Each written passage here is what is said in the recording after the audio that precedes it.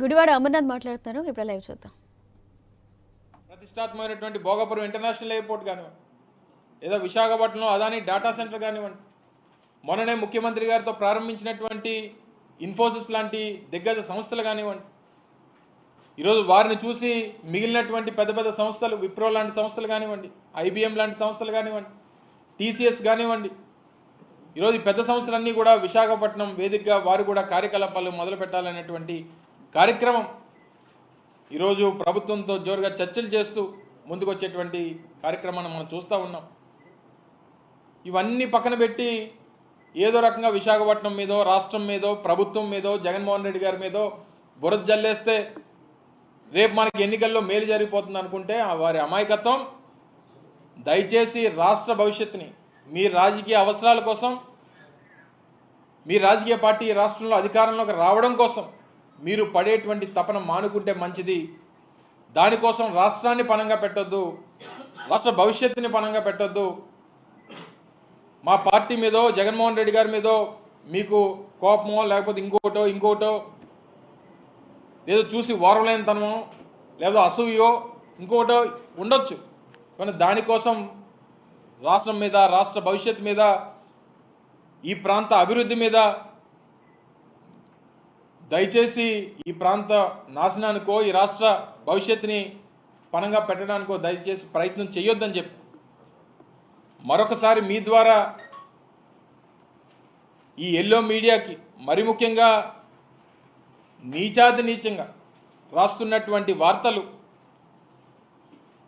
వాస్తవానికి పూర్తిగా దూరంగా ప్రజలకి మభ్యపెట్టాలని, ప్రజల్ని మోసం చేయాలనేటువంటి ప్రయత్నాల్ని మానుకోమని చెప్పి మరొకసారి మీ ద్వారా ఎల్లో మీడియాని కోరుకుంటూ, జగన్మోహన్ రెడ్డి గారి నాయకత్వాన్ని ఈరోజు పెద్ద ఎత్తున జరుగుతున్నటువంటి సభలు రాష్ట్ర ప్రజలు, రాష్ట్రంలో వైఎస్ఆర్ కాంగ్రెస్ పార్టీ కార్యకర్తలు ఏ రకంగా జగన్మోహన్ రెడ్డి గారి నాయకత్వాన్ని బలపరచాలని చెప్పి ప్రతి ఇంటి నుంచి కూడా ఈరోజు బయలుదేరి ముందుకు వస్తూ ఉన్నారో వారందరూ కూడా జగన్మోహన్ రెడ్డి గారికి అండగా నిలబడమని చెప్పి మరొకసారి మీ ద్వారా కోరుతా ఉన్నాం.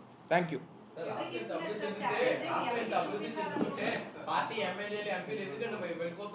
అడిగెళ్ళిపోయారు.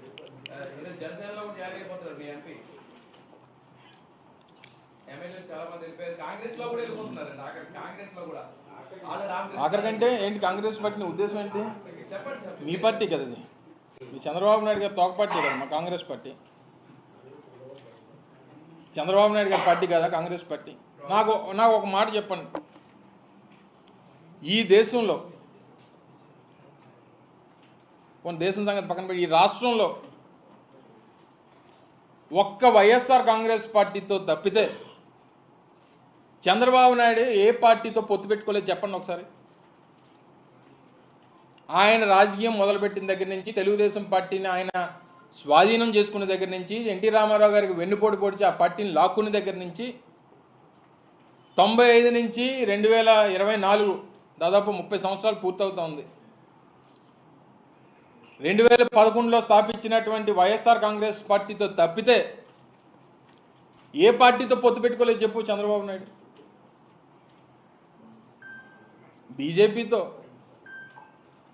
CPI, CPM, TRS, BSP, Janasena, మళ్ళీ బీజేపీ, మళ్ళీ జనసేన, ఏంటిది? ఇన్నిసార్లు ఇన్ని పార్టీలతో పొత్తులు ఇవన్నీ చేసుకొని ఒక పక్క.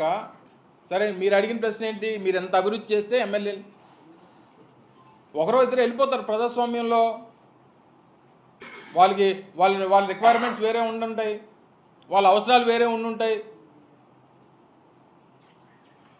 వాళ్ళు వెళ్ళిపోయిన దానికి రాష్ట్రంలో అభివృద్ధి జరగలేదనో, లేకపోతే జగన్మోహన్ రెడ్డి గారు అభివృద్ధి చేయలేదు కాబట్టి వెళ్ళిపోతున్నారంటే అమాయకత్వం. అది ఎందుకు చేస్తుంది?